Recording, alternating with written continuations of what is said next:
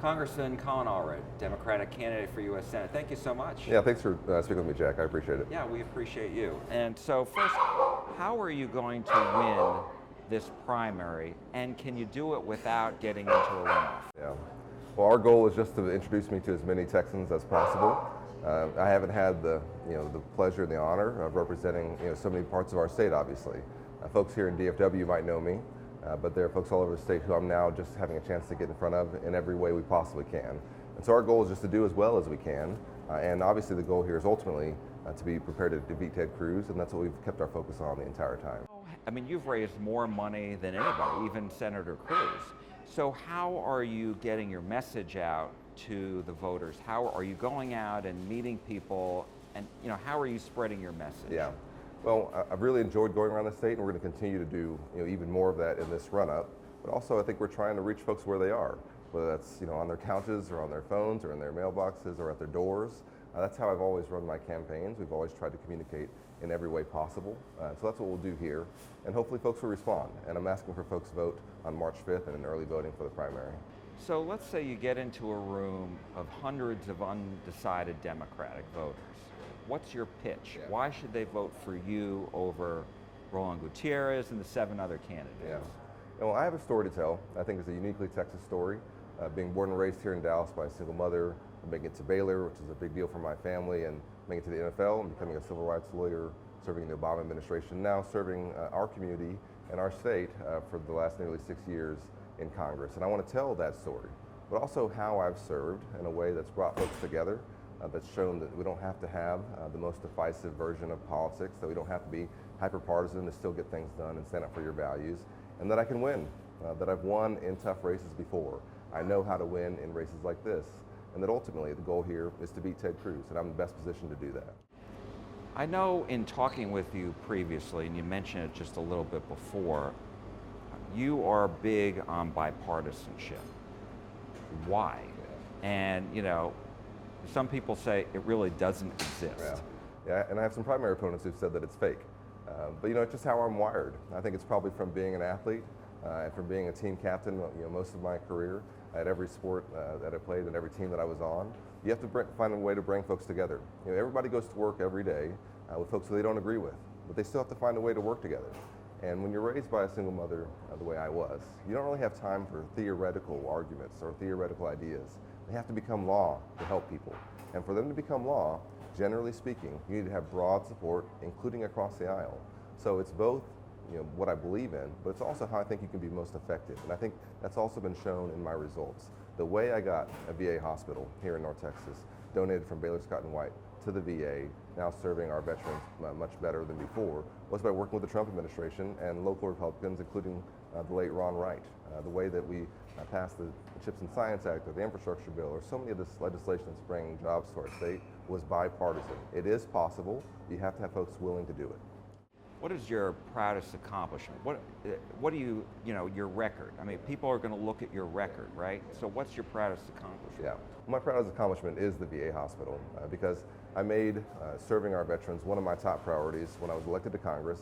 I was on the Veterans Committee the last 4 years, and this was an effort that I think really showed every aspect of my leadership, from taking something that was just an idea to reality, that maybe this shuttered hospital that was not being used and that was really becoming an eyesore in the community and wasn't creating jobs, maybe we could turn it into something. But the VA had never really accepted a $400 million facility before. And so we had to basically teach them and drag them across the line over the course of a year, working with city officials in Garland, working with my Republican colleagues in Congress, and working on a day-to-day and week-by-week basis with the Trump administration to find a way to get it done. Several times it nearly fell through, but we would always use whatever we could, whatever means we could, to try and find a way to not let it. And now it's creating jobs, it's better helping us serve our veterans, it's open, it's a great facility, and I think it's an example of what we need, which is fresh ideas and new leadership in the Senate. That's what I've done in the House, that's what I'll do in the Senate as well. So let's talk about some issues. Last week, as you know, you made headlines when you voted for a resolution introduced by a Republican congressman from Texas that, quote, denounces the Biden administration's open borders policies and, quote, condemns the national security and public safety crisis. Mm-hmm. Why? Yeah. Well, to me, we have a crisis at the border, and this is a way for me to send a message that it's time for us to act. I don't agree with all the language in that resolution, but I'm in the minority and I don't get to dictate the language. But I also don't think the status quo is acceptable. I don't think what's happening at the border now is acceptable. And I think that most Texans understand that and believe that. But I also don't believe in the performative stuff that I see folks like Ted Cruz do, where you just go down to our border communities and you use them as a political backdrop to point out problems. What I want to do is solve the problem, and that's going to take bipartisan effort, because what we need is a comprehensive reform that, yes, secures our border and I think better deals with the asylum system, but that also better matches our immigration system to meet the needs of our economy and provides a pathway to citizenship for folks who are here who are undocumented, particularly for our dreamers who follow the law and can go through some steps. That's why I've co-sponsored and helped lead a bill called the Dignity Act. That's a bipartisan, comprehensive immigration reform that shows, I think, exactly a way forward that we may be able to follow. But given your criticism of the Biden administration's policy at the border, right? You're criticizing. I am criticizing it, and I think, listen, I've communicated this to the White House many times. I think they should be much more proactive, and that when you are being reactive, you're allowing things like what I think our governor is doing that are extreme. You're allowing the extremists to step in. But it's also, this is a federal responsibility. We have to act at the federal level. If Congress won't do it, then we have to have the administration do it. And so to me, this is a way of sending a message that that's exactly what we have to do. But given what you just said, as far as saying that the Biden administration's not doing enough, I mean, when you look at what Governor Abbott is saying, Governor Abbott just yesterday accused the federal government of not protecting the states on immigration as required by the U.S. Constitution. Is he wrong? Well, I think Governor Abbott has gone much too far. And I think that his tactics are inhumane often and brutal, putting traps in the river, using razor wire. This is not who we are. It's possible, I believe, and I think this is most folks agree too, to secure our border consistent with our values, to treat migrants in a way that isn't exploiting them or just using this as a political issue. I think that's what mostly I see Governor Abbott trying to do, is what I would call stunts. But this is a federal responsibility, and when the federal government doesn't act, and we haven't acted in Congress since the Reagan era, and when we do that, we create a vacuum, and folks step into it, sometimes doing it things that I disagree with, as I think Governor Abbott has done.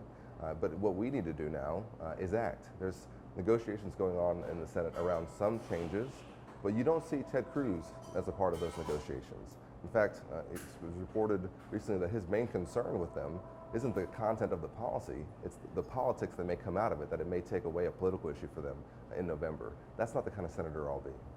I wanted to ask you about what Senator Gutierrez said. He said, if our nominee agrees with Trump and Ted Cruz's idea of border security, then we're in a hell of a lot of trouble. And so I wanted you to respond to that, because he's criticizing your decision to go along with this resolution. Listen, the resolution is just one vote of hundreds that we take, but also, let's be clear, the status quo is unacceptable. We have to act, and that's what I'm trying to say. And I think that most Texans agree. Most Texans want us to respond to this. My family's from Brownsville. I grew up going to visit my grandmother there. My grandfather was a customs officer in Brownsville after serving in the Navy in the Pacific in World War II. These communities are real to me, but they bear the brunt of our inaction. When we don't act, it's not that the problem goes away, it just shows up more in their communities, and then increasingly, I think we're seeing in communities around the country. I'm hearing complaints from colleagues of mine in Chicago and New York about these migrants, and I'm telling them, you're experiencing some of what our communities have been experiencing for quite some time. And so this is a time for us, when it's a crisis, is also an opportunity. A crisis is an opportunity to act. And so I don't agree with certainly Ted Cruz's approach, because I think his approach is to do nothing or to just build a wall, which honestly is not actual serious border security. No professional will tell you that that would secure the border. What we need is a multilateral effect, but also to deal better with asylum and to try and stabilize some of these countries where folks are coming from. But Gutierrez also criticized you because when President Biden announced that they needed to build this 20-mile section of border wall in Starr County in Texas, you supported that decision. So why is that good, but walls aren't good? I've consistently said, and I want folks to know this, because I think it's important, that physical barriers have a role to play in border security.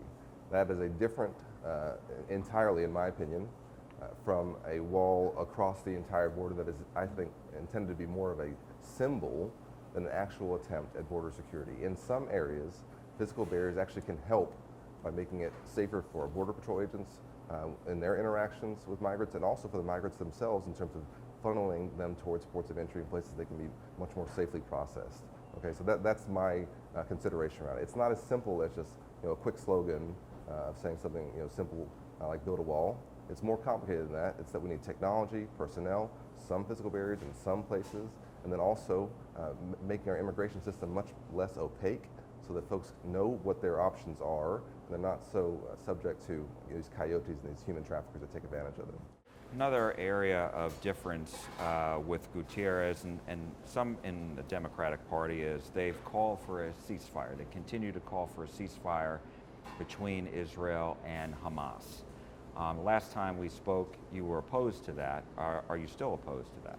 Well, I've always supported humanitarian pauses, and I've always supported humanitarian aid to the folks in Gaza, and I think that's important. But just calling for a ceasefire is not a magic word that's going to end the conflict. What we have to remember here is that Hamas is a terrorist organization that attacked Israel on October 7th, the most deadly day in history for Jews since the Holocaust. They took over 200 hostages, that they still have over 100 hostages right now. They could release those hostages at any point. They could lay down their arms, but that's not how Hamas operates. What they do is they hide amongst the civilian populace. They put their tunnels beneath important civilian structures like hospitals and elementary schools. Part of their strategy actually is to use innocent Palestinians as human shields. And so we're dealing with a terrorist organization here, and I want to protect as many Gazans and Palestinians, innocent Palestinians as possible. That has to be our goal. I think that should be Israel's goal as well. But we also, I think, have to remove them from power and look around the corner and see what can come next for Gaza and for the Palestinian people. I want to have an independent Palestinian state next to a safe, secure, democratic, and Jewish state in Israel. Gutierrez said that he believes that Israel should be using police-like tactics to capture Hamas. Is that realistic? Well, listen, I'm on the Foreign Affairs Committee. I've visited the region many times. I've met with Netanyahu many times, with Abbas, the leader of the Palestinian Authority, with many of the figures who are involved in this. I actually understand this issue, and I think that it's clear that some folks don't. And to me, this is a military action. Israel was invaded, and they're responding with a military action. I want that action to be consistent with Israeli values and with our values, which means to protect civilian life. And I've had my frustrations, certainly, with the way some of that's been conducted. But we have to remember, this is a response that Hamas did this. They invaded Israel. They knew what the response would be. This is their tactic, is to try and use civilians as human shields to protect themselves so that they can stay in power. They have no interest in actually serving the Palestinian people that they're supposed to be representing. They're a terrorist organization bent on the destruction of Israel. We can't forget that.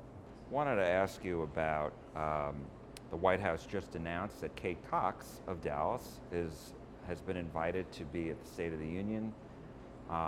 She was invited by the President and the First Lady. You've spent some time on this issue, but I'm wondering, the real issue is, for Democrats, is trying to codify Roe v. Wade, Yes. right? But you don't have the votes for it in either house, right, in either chamber. So how do you get that done? Because it's not going to happen in Texas. Yeah. Well, listen, we have to talk about the tragedy that's going on in Texas right now when it comes to women's reproductive health and access to an abortion. And my wife and I have been blessed to have 2 baby boys here in Dallas in the last 5 years.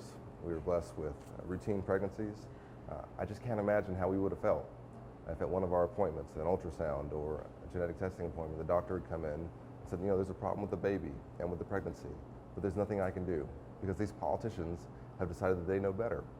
We are experiencing what a near total ban on abortion looks like, which is a mother of 2 like Kate Cox, who has to go to the emergency room 4 times, whose doctor says she needs a medically necessary abortion, and her state says no and forces her to flee our state. This is going to have so many downstream impacts for us. And so now what we have to do at the federal level, because we won't be able to solve this at the state level, is to pass and to vote for legislation to make Roe v. Wade again the law of the land. When I'm in the Senate, I will make sure that we get that done. My last question to you is, we've discussed a number of issues, but when you boil it right down for voters, what are your top priorities? Yeah. Well, I think my top priority is freedom. I want to restore our freedoms. I want to protect our freedoms. I think the Texans believe in that. When you have a state telling women and their doctors what's best for their health, that's not freedom. When you have counties saying you can't drive through our state if you want to get access to an abortion, that's not freedom. When you're trying to restrict the right to vote or overturn elections, that's going against our freedoms. When you're making it harder, if you work hard and play by the rules to get ahead, then your freedom is diminished. I'm going to stand up for your freedom in the United States Senate. I'm going to make sure that you can live your own life, you can pursue your version of the American dream, free of government interference and telling you how to live and what to do with your body and who you can love and how you can conduct yourself. But I'm also going to protect your democracy, your right to vote, your ability to retire with dignity, your ability to raise a family. As you know, I was the first member of Congress to take paternity leave. I want national paid leave for all Texans. These are priorities that I've fought for in the House and that I'll fight for you in the Senate. Congressman Colin Allred, thank you so much. Thanks so much, Jack. We appreciate it. Yeah. Thank you.